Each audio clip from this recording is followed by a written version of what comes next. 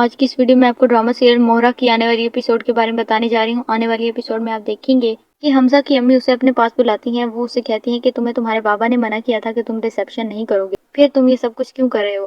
تو حمزہ کہتا ہے کہ میں کسی بھی ایسے کام کا حصہ نہیں بنوں گا جس میں کسی کی حق تلفی کی جائے۔ یہ علیزے کا حق ہے اور میں اسے ہر حال میں دے کر رہوں گا۔ اس کی امی تو اسے منع کر رہی ہوتی ہیں۔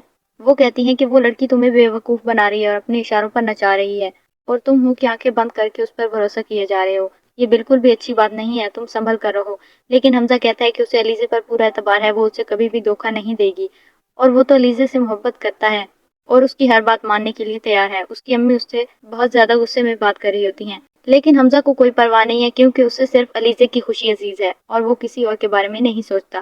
پھر جب وہ علیزے کے پاس آتا ہے تو علیزے اسے کہتی ہے کہ جس طرح سب گھر والے مجھ سے بدگمان، اگر آپ بھی اسی طرح ہو گئے تو پھر میں کہاں جاؤں گی؟ میرا تو اور کوئی بھی نہیں ہے آپ کے علاوہ اس دنیا میں۔ تو حمزہ کہتا ہے کہ ایسا کبھی ہو ہی نہیں سکتا، اور تم ایسا سوچو بھی نہیں، کیونکہ میں خود سے بھی زیادہ تم پر اعتبار کرتا ہوں، اور تم تو میری محبت ہو، میں تمہیں اگر چھوڑ دوں گا تو زندہ کیسے رہوں گا؟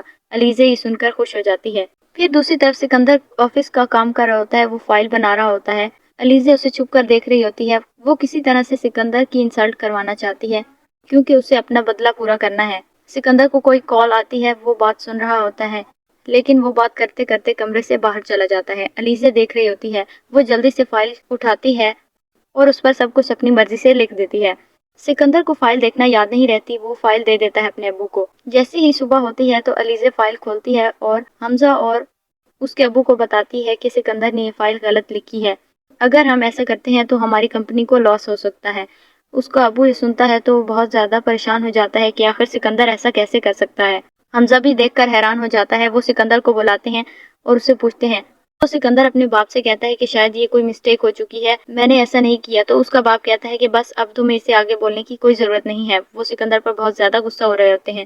علیزے تو یہ دیکھ کر خوش ہو رہی ہوتی ہے کیونکہ وہ یہی چاہتی تھی اور یہ سب کچھ اسی کا کیا ہوا ہے۔ اسے سکندر سے بدلہ لینا تھا، اسی لیے اس نے یہ سب کچھ کیا اور سکندر کو سب کی نظروں میں گرا دیا۔ سکندر بہت زیادہ پریشان ہوتا ہے، اسے شک ہو رہا ہوتا ہے کہ علیزے نے ہی کیا ہے۔